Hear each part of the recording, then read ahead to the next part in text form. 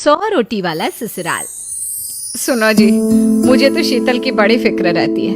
उसका ध्यान तो बस घर के बाहर दोस्तों के साथ घूमने फिरने में ही रहता है। उसे कुछ बोलो तो एक नहीं सुनती। मैं तो कहती हूँ इसकी जल्दी शादी वादी करवा दो, वरना लड़की हाथ से निकल जाएगी। तुमसे ज्यादा चिंता है मुझे शीतल की शादी की।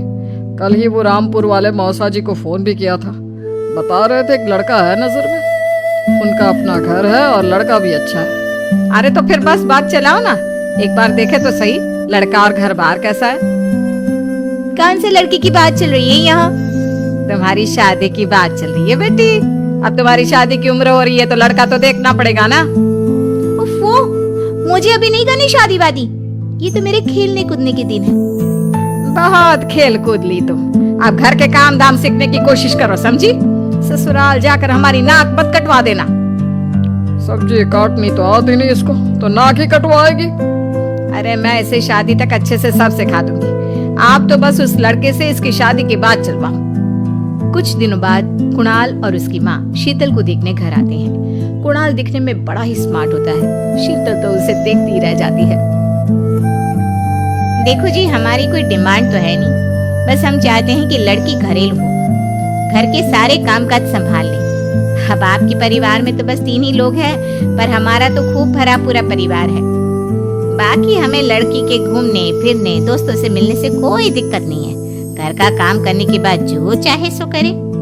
अरे वाह, ये तो इतने बढ़िया लोग हैं। लड़का भी इतना स्मार्ट है और ऊपर से इन्हें मेरे घूमने फिरने से भी कोई दिक्कत नहीं है। हे भगवान, तूने तो बिना मांगे ही मुझे सब दे दिया। बताओ जी, और क्या चाहिए हमें? हमारी तरफ से तो रिश्ता पक्का है जी। बस फिर तो हंसी खुशी शीतल और कुणाल की शादी हो जाती है। शीतल मन ही मन बड़ी खुश होती है और उसी खुशी के साथ वो अपने ससुराल में कदम रखती है। आओ बहू, तुम्हारा अपने ससुराल में स्वागत है। ये मिलो अपने परिवार से। ये तुम्हारे ससुर जी, तुम्हारी ननद सुनीता और गीता, सुनीता के पति राजेश और उनके 2 बच्चे राजू और चिंटू। ये ना हमारे साथ यहीं रहते हैं। ये तुम्हारी दादी सास है और बाकी लोग अभी बाहर गए हुए हैं।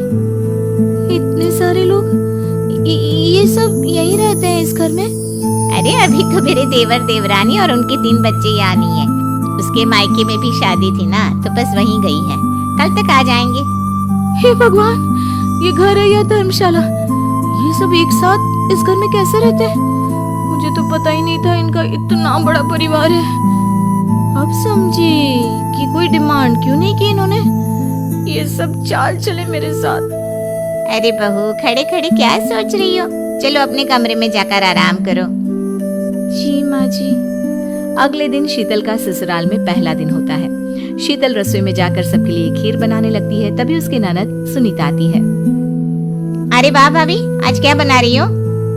बस दीदी, आज वो पहली रसोई है ना, तो खीर बना रही थी। अरे भाभी, ये खीर भी रहने दो। घर में 4 लोगों को शुगर है और कुछ लोग मीठा ही नहीं खाते। आप ना सीधा खाना ही बना दो।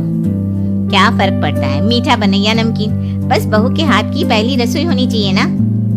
जी दीदी, तो फिर मैं खाना ही बना देती हूँ। आप बता दो खाने में क्या बनेगा? बस सिंपल सी कोई सब्जी बना दो, जैसे आलू गोभी या आलू मटर, और उसके साथ रोटियां सेक दो। हमारे परिवार में अब तुम्हें मिलाकर पूरे 20 लोग हो गए हैं। 15 बड़े और 5 बच्चे।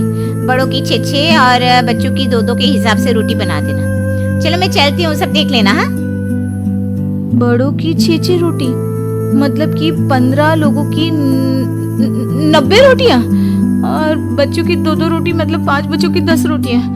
90 और 10 मतलब कुल मिलाकर 100 रोटियां। हाय, मैं तो मर गई। 100 रोटियों के लिए कैसे बनाऊंगी? माँ, ये तुमने मेरी शादी कहाँ कर दी? शादी से पहले तो मैंने कभी 4 रोटी से ज्यादा नहीं बनाई। शीतल एक बड़ी सी परात में 100 लोगों के हिसाब से आटा निकालती है और उसे गूंथना शुरू करती है। आटा गूंथते गूंथते शीतल के पसीने छूट जाते हैं। उसके बाद बारी आती है रोटी बनाने की। शीतल एक एक करके रोटी बनाना शुरू करती है और 10 रोटी बनाते ही अपनी कमर पकड़ लेती है। हाय, मैं मर गई।